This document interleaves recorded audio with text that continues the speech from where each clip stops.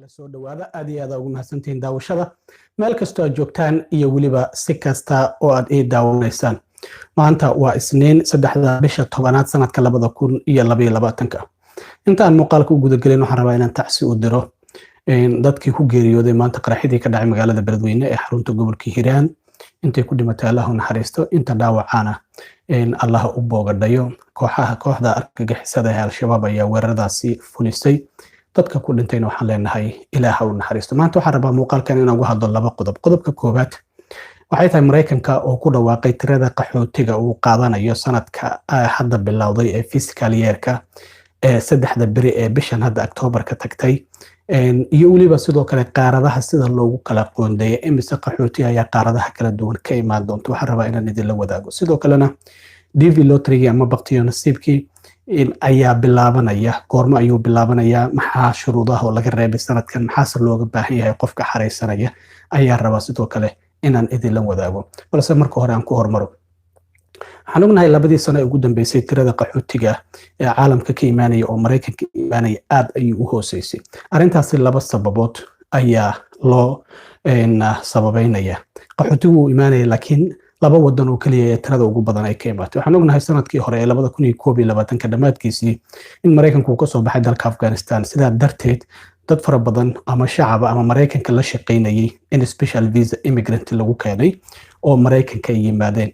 marka dadkaasi ilaa 80,000 ayaa lagu qiyaasay. marka Mareykanku sanadkii 2021 waxa uu diiradda saaray dadkaasi reer Afghanistan sidii Mareykanka uu ku keeni lahaa.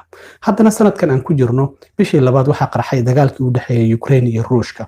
Mareykanku waa kii ku dhawaaqay in 100,000 oo qaxooti ah uu ka qaadanayo dalka Ukraine oo inta badan dadka Mareykanku ay ka faala qaadayeen.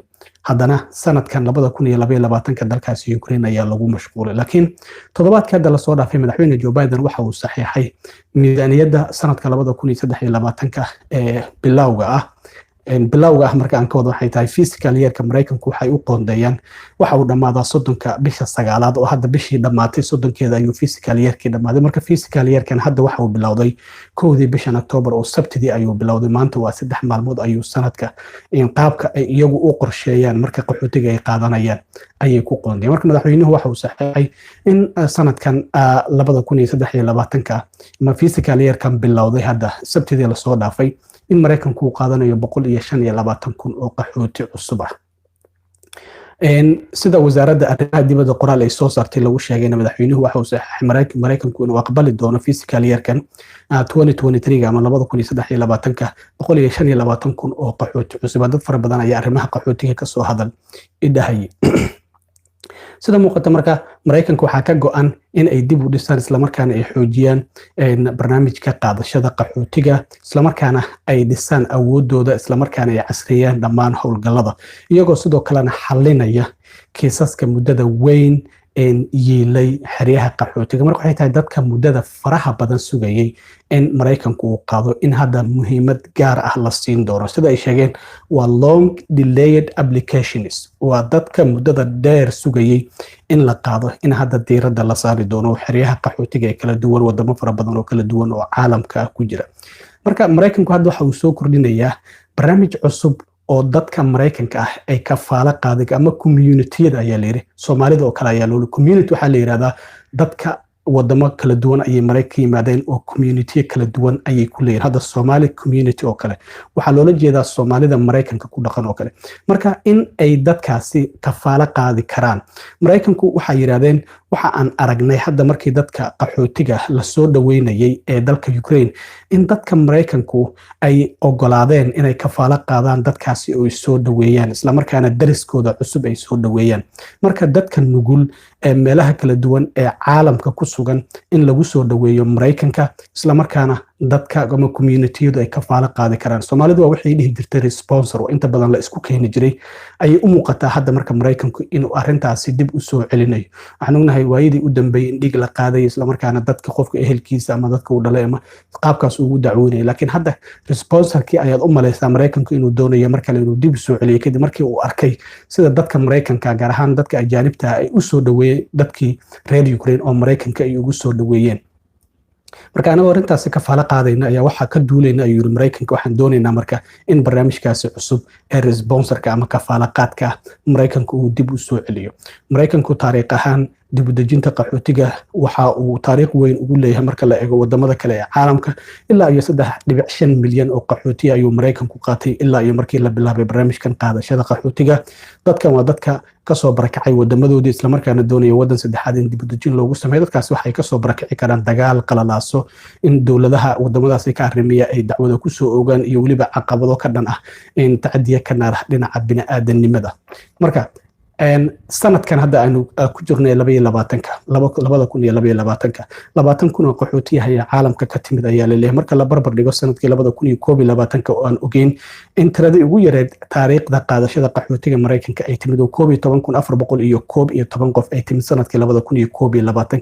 sanadka 2022 20 kun ayaa timid ayaa la leeyahay marka laga reebo 180 kun oo ka kala timid Afghanistan iyo weliba Ukraine. 80 kun waxay ka timid Afghanistan sanadkii 2021. sanadka 2022 100 kun ayuu Mareykanku ka qaatay dalka Ukraine oo dagaal kula jira dalka Ruushka. marka sidee loo kala qoondeeyay qaaradaha, sidee dadkan qaxootiga ay uga imaan doonaan? madaxweyne Biden waxa uu qoondeeyay 5 kun oo dheeraad ah oo qaxooti ah oo ka imaan doonta wadamada Yurub iyo bartamaha Asia.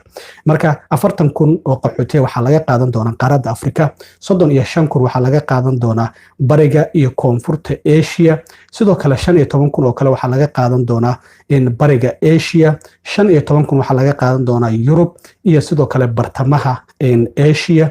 waxaa sidoo kale xigta 15 kun oo Latin America laga qaadan doono. waxaa jirta 5 kun oo aan weli la qoondeynin isla markaana kayd ahaan loo dhigay oo laga yaabo marka meelihii looga baahdo in laga qaadan karo. 5taasi kun ma la qoondeynin, kayd ayay ku jiraan marka Mareykanku halkii uu baahdo ayuu ka qaadan karaa 5taasi kun oo qaxootiga. marka sidaasi ayaa madaxweynuhu u saxeexay toddobaadkii la soo dhaafay dhamaadkii bishii hore in qaxootiga cusub oo Mareykanku uu aqbalayo sanadkan 125 kun ay tahay.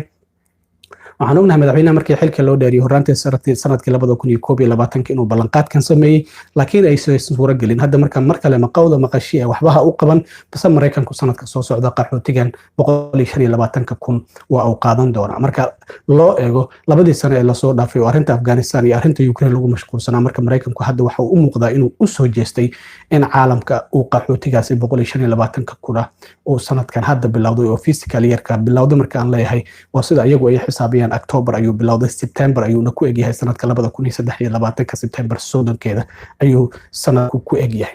waa tahay dhinaca DV lottery-ga ama baqtiyo nasiibka aan eego, dad fara badan ayaa soo weydiinaya goorma ayuu bilaabanaya. haddaba waa la joogaa, maanta ayaa ka dhiman iyo berri in uu bilowdo. waxa uu bilaabanayaa 5 bishan oo Arbacada ku beegan waqtiga Soomaaliya markaan eego ilaa iyo maqribadii 7 fiidnimo waqtiga uu ku aadan yahay ayuu furmi doonaa Arbacada, waxaana uu ku egyahay bisha November 11 8 ayuu ku egyahay. marka sanadka 2024 waa DV lottery-gan. maxaa loo yiri 2024 23 ayaaba ka sokay sida loo qorsheeyo maadaama hadda aad xareynayso in October ilaa November aad xareynayso 2022 ayaa lagu jiraa.